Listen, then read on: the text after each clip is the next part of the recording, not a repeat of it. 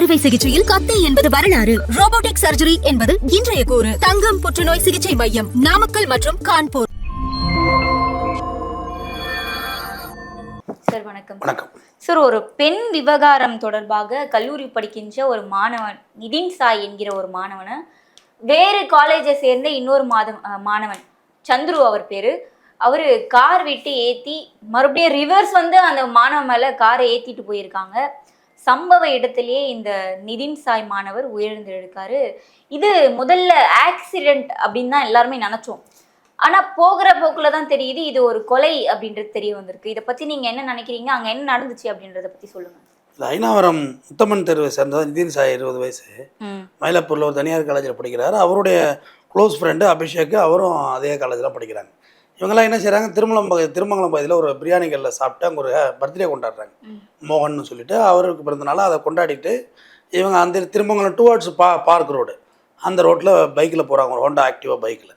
அப்போது ஒரு காரை வந்து மோதிடுது, தூக்கி வீசப்படுறாங்க. அங்கே ஒரு ப்ரைவேட் ஸ்கூல் இருக்குது, பெரிய ஸ்கூல், அதில் செவத்தில் மோதி விழுந்துடுறாங்க. அப்புறம் போலீஸார், போக்குவரத்து புலனாய்வுத்துறை வர்றாங்க, வந்து மீட்டு 108 ஏற்றி விட்றாங்க. 108 போயிட்டு கீழ்ப்பாக்கம் கேஎம்சி போக்குள்ள நிதின் சாய் ஏற்கனவே இறந்துட்டாருங்கிறத அங்கே டிக்ளேர் பண்ணுறாங்க. அபிஷேக்கு இது அடிபட்டிருக்கு, ஆனால் உயிர் போகலை, நல்லா ஆகிட்டார் அவர். அபிஷேக் தான் அந்த பைக்கை ஓட்டியிருக்காரு, பின்னாடி நிதின் சாய் உட்காந்துருக்காரு, ஹெல்மெட்டு போடல.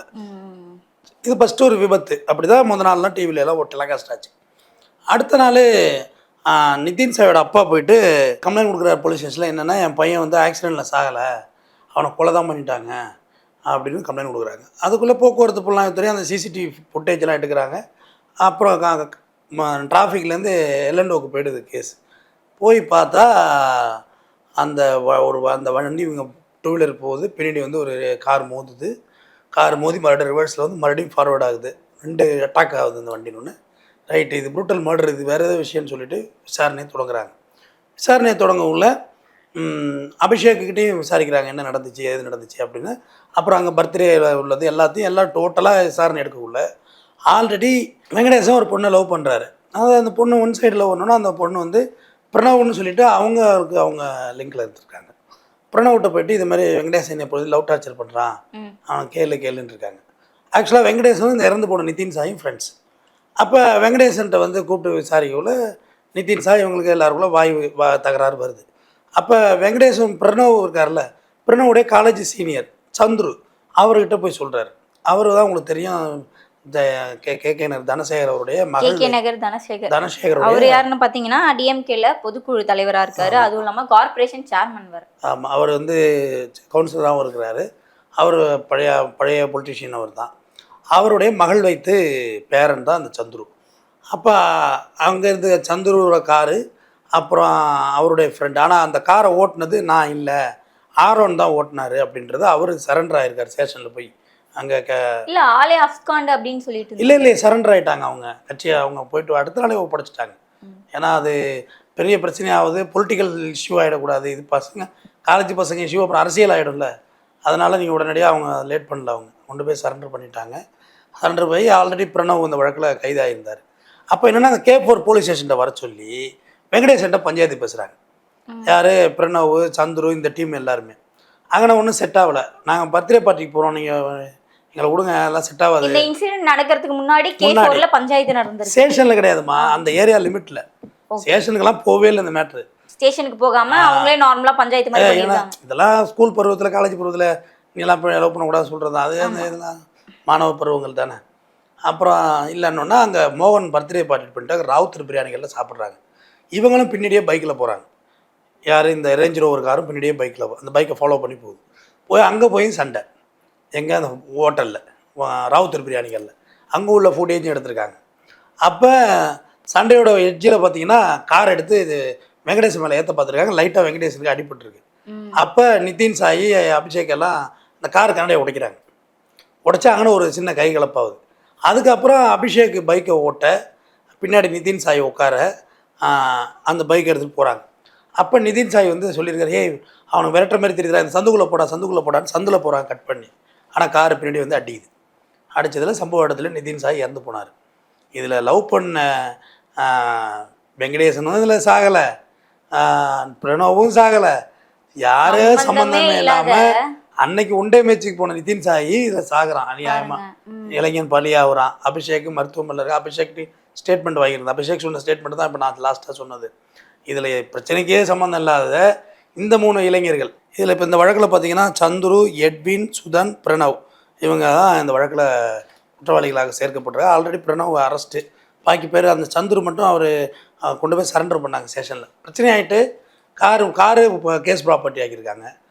கஸ்டடிக்குள்ளே வந்துருச்சு. விசாரணை நடைபெற்று கொண்டு இருக்கிறது. இது என்னமோ சொல்லுவாங்க, கிராமத்தில் ஒரு பழமொழி சொல்லுவாங்க, ஒன்றுக்கு போன பிரச்சனை ஊரே பற்றி எரியுதுன்னு சொல்லுவாங்கள்ல. சாதாரணமாக ஒரு விஷயம் அது அங்கேருந்து அங்கே ட்ராவல் ஆகி கிட்டத்தட்ட அந்த பர்த்டே பார்ட்டி அந்த இடத்துல பிரச்சனை நடந்தது மணி 10:30. யாரோ ஒருத்தவங்க அதை வந்து போலீஸுக்கோ இல்லை பெட்ரோலுக்கோ அனுப்பியிருந்தாலே இந்த பிரச்சனை சால்வ் ஆகிருந்தது. அங்கனே முடிஞ்சிருக்கும். எல்லோரும் சாவியும் வாங்கியிருப்பாங்க. போலீஸ் வந்து எல்லாம் தண்ணி போட்டிருக்கீங்களா என்னடா எதிராக எல்லாம் பயிராகி இப்போ எங்கேயோ இல்லை சார், இந்த கார்ல ட்ரிஃப்ட்லாம் போட்டாங்க அப்படின்னு சொல்றாங்க பாதிக்கப்பட்ட குடும்பத்தை சேர்ந்தவர்கள். அப்படி இருக்கும்போது ஏன் அந்த டைம்ல காவல்துறையினர் யாருமே வரல, போக்குவரத்து காவலர்களும் ஏன் வரல? இதான் இவன் தினம்தான் பீச்சில் வந்து ரேஸ் விடுற பைக்கை பிடிச்சி உள்ளே போடுறாங்க. நடந்துக்கிட்டே இருக்குது. அந்த இல்லை ரேஞ்ச் ரோவர் காரு கொஞ்சம் பையன் பணக்காரனா இருப்பான் அப்படின்றதுனால விட்டுட்டாங்களா? அப்படிலாம் இல்லைம்மா. எவ்வளோ வண்டி பிடிச்சி உள்ளே போட்டிருக்காங்க. சினிமா நடிகர்கள் நடிகை வண்டி ஏதாவது உள்ளே போடுறாங்க. போய் பாருங்க ஈசிஆரில் நீலாங்கரை ஸ்டேஷன்லாம் எவ்வளோ BMW கிடக்கு, எவ்வளோ ஆடி கிடக்குன்னு. அதெல்லாம் இல்லைம்மா. அப்படிலாம் இல்லைம்மா. தப்புனா தப்பு தான்ம்மா. எக்ஸ்கியூஸ் பண்ணுற தப்பு தான் எக்ஸ்கியூஸ் பண்ணுவாங்க போலீஸால். எல்லாத்தையும் பண்ண மாட்டாங்க. நீ ஒரு ரேஷ் டிரைவிங் ஓட்டி பப்ளிக்கு வந்து ஏதாவது உயிருக்கு ஆபத்தாக அவங்களை எப்படிமா அனுப்புவாங்க? இல்லை, இப்போ இந்த சந்துருவோடைய குடும்ப பேக்ரவுண்ட் பார்த்தீங்கன்னா அவங்க தாத்தா கார்பரேஷன் சேர்மனாக இருக்காரு. அவங்க அம்மா வந்து மகளிர் அணி செயலாளராக இருக்காங்க டிஎம்கேல. இதுவே சந்துரு ஒரு நார்மல் குடும்பத்திலேருந்து வந்திருந்தா இந்த மாதிரி ஃப்ரீயாக விட்டுருப்பாங்களா இவரை? யாருமே விடலையம்மா. அடுத்த நாள் சரண்டர் பண்ணிட்டாங்கம்மா. இல்லை, இந்த சம்பவத்தில் இப்போ சந்துரு அவர்களுக்கு என்ன தண்டனை கிடைக்கும்? என்ன பிரிவுகளின் கீழே இவர் கொலை வழக்கு உட்பட்ட 6 பிரிவுகள் கீழே வழக்கு போட்டிருக்காங்கம்மா. சந்துரு அவர் வந்து தான் வண்டி ஓட்டல, ஆரோன் தான் ஓட்டினார்னு அவர் கன்ஃபர்ஸ் பண்ணுறாரு. ஆரோன் கன்ஃபர்ஸ் பண்ணணும். இது வந்து ஃபஸ்ட்டு ப்ரிலிமினரி இன்கொயரி தானே எஃப்ஐஆர் போட்டு உள்ளே போடுறாங்க. அது ஒரு சார்ஜ் ஷீட்டு போடணும். சார்ஜ் ஷீட் எப்போ எடுப்பாங்கல்ல, வீடியோ ஃபுட்டேஜ் யார் ஓட்டினது, என்ன எடுத்தது, யார் கடைசியாக அந்த வண்டி யார் ஓட்டியிருந்தா எல்லாத்தையும் எடுப்பாங்கல்ல. யாரும் ஒத்துக்க முடியாதுமா. கொலை வழக்கு வந்து நான் தான் செஞ்சேன்னு யாரும் ஒத்துக்க மாட்டாங்க. சரி, இப்போ இந்த வழக்கில் அரசியல் தலையீடு இருக்காதுன்னு நீங்கள் நினைக்கிறீங்களா? அரசியல் தலையீடு இருந்தால் அரெஸ்டே இருந்திருக்காது. சரி, வெட்ட வெளிச்சம் ஆயிடுச்சு. அரசியல் தலையீடு கண் துடைப்புக்காக அரெஸ்ட் பண்ணிருக்காங்க. என்னதான் சொல்றது, பிடிச்சாலும் கண் துடைப்புங்கிறீங்க, பிடிக்கலனாலும் விட்டாங்கிறீங்க. பிடிச்சிட்டாங்கம்மா, பிடிச்சி தானே போடுறாங்க. இப்போ முத நாளே வந்துருச்சுமா, நியூஸ் வெளியாயிருச்சுமா. போய் பேப்பரில் பாருங்கள். அப்படியே தினகரன்லேயே போட்டிருக்காங்க இந்த நியூஸ் எடுத்து. அரசியல் இருந்தால் போடுவாங்களா? தினகரனே போட்டிருக்காங்கம்மா அந்த நியூஸை. சரி, இப்போ வாகனம் ஓட்டி ஒருத்தரை மர்டர் பண்ணா அவருக்கு என்ன தண்டனை கிடைக்கும்? கொலை வழக்கு தான்மா இது. நீங்கள் என்னம்மா அப்படி சொல்கிறீங்க? கொலை வழக்கு தான். ஆனால் ஆக்சுவலாக அந்த எல்லாரும் சொல்லுவாங்க வண்டியை ஓட்டி ஏற்றி கொண்டுட்டு 1500 ஃபைன் கட்டிட்டு போயிட்டே இருப்பேன்னு. முதல்ல 1500 ஃபைன் இல்லை, அந்த ஃபைன்லாம் ரேஸ் ஆகி ரொம்ப நாள் ஆச்சு. அப்படியெல்லாம் நீங்கள் தப்பிக்கலாம் முடியாது. அதெல்லாம் சும்மா டைலாக்கு சொல்கிறது. அப்படிலாம் ஏற்றி கொண்டுட்டு எப்படிமா போக முடியும்? கொலை தானம்மா அது. கொலை பண்ணுறது கத்தி எடுத்து வெட்டுறீங்க, காரை ஓட்டி ஏற்றுறீங்க, எல்லாம் கொலை தானே. கொலை வழக்கு விட்டு 6 பிரிவின் வழக்கு போட்டிருக்காங்கம்மா. விசாரணை என்கொயரி கண்டஸ்டட் போயிட்டுருக்காங்க. எல்லாம் புழல் ஜெயிலில் அடைச்சிட்டாங்க. அதுக்கு அடுத்தது தான் விசாரிப்பாங்க என்ன நடக்குது, எது நடக்குது. கஸ்டடி எடுக்கணும்ல, கஸ்டடி எடுத்து விசாரிப்பாங்க. சரி, இந்த சம்பவத்திலுடைய ஆரம்ப புள்ளியே இந்த மாணவி தான். ஆமாம். ஏன் அவங்களுடைய காதலன் கிட்டயோ இல்லை நண்பர்கள் கிட்டயோ சொல்லணும்? வீட்டில் போய் சொல்லியிருக்கலாம், இல்லை போலீஸில் போய் கம்ப்ளைண்ட் பண்ணியிருக்கலாம். எதற்காக இப்படி இந்த மாதிரி பண்ணதுனால தானே இப்போ ஒருத்தருடைய உயிரே இங்கே போயிருக்கு. அந்த முதல்ல மாணவியை லவ் பண்ணதே போக்சோன்னு சொல்கிறேன். அதுவே 12வது தான் இப்படி இது கேட்க நேரம் சரியான ஸ்கூலில். முதல்ல அதுக்கு ஒரு லவ் இருந்ததே தப்பு. நீயே சின்ன பிள்ளை, பள்ளிடம் படிக்க போன பிள்ளை. இதில் அந்த மாணவியை விசாரிக்கவும் முடியாது, வெளிப்படையாக கேஸுக்குள்ளே கொண்டும் வர முடியாது. மைனர்கள் இது ஸ்டேட்மெண்ட் தான் வாங்கலாம் அதுக்கிட்ட. அது போய் அவன்கிட்ட சொல்லி இது எப்படி சொல்கிறது, இந்த ஹீரோயிஸும் ஆண்டாண்டு காலமாக அப்படியே இருக்குங்கிறது தான் வேதனை. யார் நம்ம தாத்தா காலத்துலேருந்து நம்ம அப்பா காலத்துலேருந்து எல்லா காலத்துலேயும் கல்லூரிகளில் படிக்கிற பழக்கிறோம்ல, அது ஏன் ஆளு இது என் ஆளுன்னு சொல்லி வச்சுக்கிறது. அது ஒரு கெத்து. அந்த பொண்ணுக்கே தெரியாது நான் அவனை சைட் அடிக்கிறது. அந்த பொண்ணு வேணால் வேற ஒருத்தர் நினச்சிக்கிட்டு இருக்கோம். அது ஏன் ஆளு, அதை யாரும் பார்க்கக்கூடாது. நாங்கள் கல்லூரி போகிறவங்களே இந்த பிரச்சனைகள் இருந்துச்சு. நீ எப்படி நீ அதுக்கிட்ட பேச போச்சு, அது ஃபோன் நம்பர் ஒன்றை இப்படி வரப்போச்சு. நான் கேட்குறேன், நீ கேட்குறேன், அடிச்சுக்கு வாங்கி வெட்டிக்கு என் காலேஜில் வெட்டிக்கிட்டு இருந்திருக்காங்க இந்த பிரச்சனைக்கு. ஆனால் சுற்றி போய் பார்த்தா லவ் பிரச்சனையாக இருக்கும். நடக்கக்கூடிய எல்லா கொலையிலையும் லவ் தானமாக அஸ்திவாரமாக இருக்குது. அபிராமி ஜெயிலுக்கு போனால எதுக்கு போனால்? கள்ளக்காதல் தான். அது குழந்தை கொலை. எங்கே காஞ்சிபுரம் தான் முதலிடம் ஆகும் இந்தியாவிலேயே. எப்படியா இந்தியாவிலேயே முதலிடம், 2வது இடம் மத்திய டெல்லி, 3வது இடம் ஹரியானா மாநிலம். அப்படி என்னம்மா அது இப்படி இருக்குது? ஹரியானா குரோரம்னு ஒரு பகுதி. அப்போ எந்ததுலேயே ஃபேமஸ், கோயிலுக்கெல்லாம் ஃபேமஸ், இப்போ இதுக்கு ஃபேமஸ் ஆயிடுச்சு. அதனால் கல்லூரி மாணவர்கள் முதல்ல வந்து நம்ம வீட்டில் உள்ள பேரண்ட்ஸுக்கு சொல்கிறேன், நம்ம பிள்ளை எங்கே போகுது என்ன வருதுன்னு கொஞ்சம் பேரண்ட்ஸும் கவனிக்கணும். ஆனால் இன்றைக்கி அப்படி இல்லைம்மா. நான் தனித்தனி ரூம்பு கொலை பண்ணுறது திட்டம் திட்டலாம் வேண்டியது, அப்படியே டெக்ஸ்ட்லேயே திட்டம் திட்டிடலாம், டக்குன்னு. அது பிள்ளைகளையும் ரொம்ப கவனிக்கவும் முடியல. இல்லை எல்லாம் ஃபோன் வச்சுருக்காங்க, எங்கே யார் போகிறா என்ன வர்றான்னு தெரியுது. ஆன்லைன் கிளாஸ் வந்த பிறகு 6வது படிக்கிற பிள்ளைங்களே ஃபோன் வச்சுருக்காங்க. வீட்டில் உள்ள விட்டுக்காண்டி போகிறதுங்க செல்லை புணுங்குதுமா நம்மளை. வீட்டுக்கு அப்பா எப்போ வருவார், அப்பா எப்போ வருவார், அப்பா மேலே பாசத்தில் இல்லை, செல்லு வருங்கிற பாசத்தில் கூப்பிட்றாங்க வீட்டில். இல்லை உண்மை, கசந்தாலும் இதுதான் உண்மை. அப்பா எங்கே பாருங்க, அப்பா எங்கே பாருங்க, பையன் பாசமா கூப்பிடுறான். இல்லைம்மா செல்லை கூப்பிட்றாங்க. இப்போ உண்மையாகவே இருக்குமா, ஏதாவது செல்லை கேட்டால் விட்டைக்கிறாங்க. அப்படி இல்லை செல்லை பிடுங்கக்கூடாது அப்படின்னு, அந்தளவுக்கு அது அடிக்ஷன் ஆகி போயிடுது. அதனால் இது கண்டிப்பாக சட்டத்தின் முன் யார் குற்றவாளியாக இருந்தாலும், யார் வீட்டு மகனாக இருந்தாலும் கண்டிப்பாக நடவடிக்கை எடுக்கணும். அதில் தயவுதாட்சியம் காவல்துறையும் காட்டக்கூடாது, அரசாங்கமும். இதெல்லாம் வந்துமா கவர்மெண்ட் மேலே நான் சும்மாலாம் எல்லா கவர்மெண்ட்டையும் அந்தந்த கவர்மெண்ட்டில் பிரச்சனை நடக்கவுள்ள காப்பாற்றுறாங்கன்னு காப்பாற்ற முடியாதுமா. இன்றைக்கி வந்து எல்லார்ட்டையும் சோசியல் மீடியா இருக்குமா. ஒரு காலத்தில் காப்பாற்றிருக்கலாம், ஒரு 20 வருஷத்துக்கு முன்னாடி காப்பாற்றிருக்கலாமா, கேமராலாம் இல்லாத வளர்ச்சி 25 வருஷத்துக்கு முன்னாடி. இப்போலாம் அப்படி இல்லைம்மா, எல்லார்ட்டையும் செல் இருக்குமா, உடனே வீடியோ வந்துடுது, 1008 ஃபுட்டேஜ் எடுக்கிறாங்க. எப்படி காப்பாற்ற முடியும்? காப்பாற்றினா அந்த கவர்மெண்ட்டு தான் நம்ம பெரிய கெட்ட பேர். ஓரளவுக்கு தான் சின்ன சின்ன அஃபென்ஸ் எல்லாம் காப்பாற்றலாமா, அதெல்லாம் மறுக்கலாமா. இது கொலையாச்சு, குட், இது கொலையாச்சு, எப்படி காப்பாற்ற முடியும்? கொலை ரேப்பை காப்பாற்ற முடியுமா? என்ன சொல்ற, சின்ன சின்ன அஃபென்ஸ்ல காப்பாத்துறதே தப்பு தானே. இல்லை அது எல்லாரும் பாப்பா வேமா, சின்ன சின்ன அஃபென்ஸில் நீயே காப்பாற்றிக்கோ. நீ பைக்கை பிடிக்கிறாங்களா ஹெல்மெட் இல்லாமல், சார் நான் மீடியா சார், சரி போமா இன்னும் அனுப்பி விட்றது இல்லையா உங்களை, சொல்லுங்கள் மனச்சான்றோட பேசுங்க. எல்லாரையும் விடுவாங்க, சார் வக்கீல் தான் சார், வீட்டுக்கு தான் சார் போகிறோம், சரி சார் வாங்க சார், அவ்வளோதான். இதெல்லாம் அவங்க வந்து மாறலியாக செய்வாங்க. அந்த விஷயங்களை தேவையில்லாத சண்டை தான். நீ என்ன செய்வா, நீ செல்ல ஆன் பண்ணுவ. இந்த பாருங்கள் இந்த போலீஸ்காரரை பாருங்கள், இவர் என்ன பேசுகிறாரு பாருங்கள், வாய்க்கு தான் பேசுகிறாருன்னு இவ்வளோ வீடியோ வருது. ஒரு பக்கத்தில் தானே காட்டினீங்க விஜயகாந்த் சொல்கிற மாதிரி. நீ காலையில் பார்த்தோமா, இந்த உங்கள் சிக்னல் திரும்பினல்லாமா இந்த இடத்துல அவர் வந்து அதில் வரக்கூடாது, ஒரு பக்கம்தான் ஓப்பனில் இருக்குது சிக்னல்னு சொல்கிறார் போலீஸ்கார். நானும் சிக்னலில் காதை கேட்டுக்கிட்டு தான் இருக்கிறேன், கன்னடி அறிக்கை என்ன தான் நடக்குதுன்னு. நான் போவேன்னு கெட்ட வாரத்தில் அந்த அவர் திட்டுறாரு, இவரும் திட்டுறாரு, போலீஸ்காரரும் திட்டுறாரு. அப்புறம் சண்டை வந்தால் என்ன ஆகும்? பப்ளிக்கில் நம்மளும் கொஞ்சம் ஒத்துழைச்சி போகணும்ல. எல்லாரும் சரியானவங்க இல்லை, எல்லாரும் தப்பானவங்க இல்லை, சூழ்நிலைக்கு ஏற்று தான். என்னையா இங்கே வந்து ஒரு உயிரே போயிட்டு நிதின் சாய் குடும்பத்துக்கு நம்ம என்ன காம்பன்சேட் பண்ண முடியும்? ஒரு 100 கோடி கொடுத்தாலும் அந்த பிள்ளை ஆகுமா?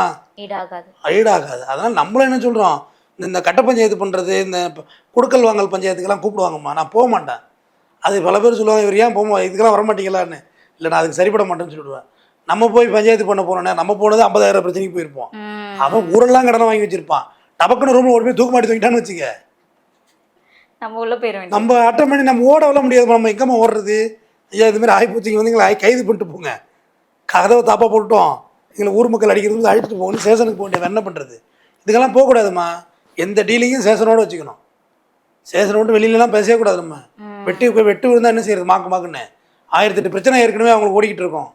இப்போ இந்த பிரச்சனையை வந்து அந்த பொண்ணு போய் நேராக போலீஸில் கம்ப்ளைண்ட் கொடுத்துருந்தா இப்போ தூக்கி வெங்கடேசனை உள்ள வச்சிருப்பாங்கல்ல, அது மைனர் பொண்ணுமா, நீ ஒன் சைடாக பண்ணுறது தப்பு. எந்த ஒரு உயிரிழப்பும் ஏற்பட்டிருக்காது. நீங்கள் போலீஸ் ஸ்டேஷனுக்கு போக மாட்டீங்க எதுக்குமே, ஏன்னா அங்கே நம்மளே டீல் பண்ணிடலாம்னு நினைக்கிறது. இதெல்லாம் டீல் பண்ணக்கூடாது. இப்போ இந்த சந்துருவை சொல்கிறாங்கல்ல, அப்போ இவங்க வீட்டில் அரசியல் பேக்ரவுண்ட் இருக்குது, கேட்க போலீஸில் கூட்டு சொன்னாங்க நடவடிக்கை எடுக்க போகிறாங்க. இது என்னமா இருக்குது? அது எப்படி சார் எடுப்பாங்க? பெரிய பேக்ரவுண்ட் இருக்கு. அவங்கள சொல்லமா, இந்த பையனே அந்த வேலையை செஞ்சிருக்கலாம்ல சந்துருவே. அவரு இறங்கி போய் செஞ்சாதானே சார் கெத்தா இருக்கும். போலீஸ் ஸ்டேஷன் போனா 20 வயசுல கேஸ் வாங்கினா எப்படிமா கெத்தாவும்? லைஃப் அப்படிதானே இப்ப இருக்க இளைஞர்கள் காலம் என்னம்மா, வேலை வாய்ப்பு போகணும். அரசியலுங்கிறது அவங்க பிராண்டு, அவங்க விட்டு பிள்ளைங்களாம் படிக்கணும். ஒரு எம்எல்ஏவோட மகள் வந்து ஒரு அரசு வேலை, அது ஒரு பெரிய சம்பளமாக இருக்காது, ஒரு 40,000 ரூபா 50,000 டிஎன்பிசியோட சம்பளம் தானே, வேலைக்கு போகுது. அப்போ என்ன நினைக்கிறாங்க, அடுத்த கட்டம் வந்து எம்பவர்மெண்ட்டுங்கிறது வேலைக்கு போகிறது தாம்மா. எத்தனை பேரோட பொலிட்டீஷியன்ஸ் சன் வந்து பொலிட்டீஷியனில் பாதி பேருக்கு மேலே இறங்கலாமா? வாரிசு அரசியல்னு சொல்கிறாங்கல்ல, 50% பேர் இறங்கல, லீடரோட பசங்க தான் வர்றாங்க. பாக்கி அமைச்சரோட பிள்ளைங்களாம் வர்றது இல்லையம்மா, எல்லாம் வேலையாகி போயிடுறாங்களே. இதை குவைட் பண்ணுறாங்க. ஏன்னா இது அரசியல் ரொம்ப டஃப்பு, காம்ப்ளிகேட்டடு, முன்ன மாதிரிலாம் இல்லை. சொல்கிறது எல்லாம் மக்கள் கேட்குற கண்டிஷன்லாம் இல்லை, எல்லா மக்களுக்கும் தெரியுது. நீங்கள் அப்புறம் எப்படி பொலிட்டிக்ஸ் பண்ண முடியும்? இப்போ நமக்குன்னு ஒரு வேலை ஏற்படுத்தணும். சந்துரு எல்லாருமே அவங்க லைஃப் எல்லாமே கொலாப்ஸ் தான் ஆகும். கேஸ் எடுக்கணும், வெளியில் வரணும், பெயில் எடுக்கணும், கண்டிஷன் கையெழுத்து போடணும், எல்லாருக்கும் கெட்ட பேர், தேர்தலில் இது ரிஃப்ளெக்ட் ஆகும். இவ்வளோ விஷயம் இருக்குல்லம்மா பின்னாடி. நம்ம விளையாட்டாக செய்ய போகிற ஒரு வேலை வந்து இன்னொருத்த வீட்டில் பிள்ளைய செத்துருது, காரில் ஒருத்தர் மோதுறது எப்படி சரியா? ஒரு 4 அறை அறிஞ்சிருந்தா கூட அது வந்து வேறு விஷயம். அது காரில் மோதினா இரும்பு மோதினா என்ன ஆகும்? உயிர் போய்டும்ல. தெரிஞ்சு தானே தப்பு செய்கிறாங்க. அதனால் காவல்துறை அணுகணும். உங்களை ஒரு பையன், இந்த பொண்ணு மட்டும் இல்லை, எந்த பொண்ணாக இருந்தாலும் உங்களை ஒருத்தர் விரட்டானா நீங்கள் போலீஸில் போங்க. அதுதானே சரியான விஷயம். போலீஸ் நடவடிக்கைலாம் கமிஷனரை போய் பாருங்கள், அருணரை. அதுதானே இருக்கிறாங்க போலீஸ் டிபார்ட்மெண்ட்லாம். சிஸ்டம் எதுக்கு இருக்குது? நமக்கு ஹெல்ப் பண்ண தான் இருக்குது. நம்ம கட்ட பஞ்சாயத்து பண்ணுறதுக்கெல்லாம் இங்கே நாடு கிடையாது. பண்ணவும் கூடாது. கட்ட பஞ்சாயத்துலாம் தப்பு. நன்றிமா. அறுவை சிகிச்சையில் கத்தை என்பது வரலாறு, ரோபோட்டிக் சர்ஜரி என்பது இன்றைய கூறு. தங்கம் புற்றுநோய் சிகிச்சை மையம், நாமக்கல் மற்றும் கான்பூர்.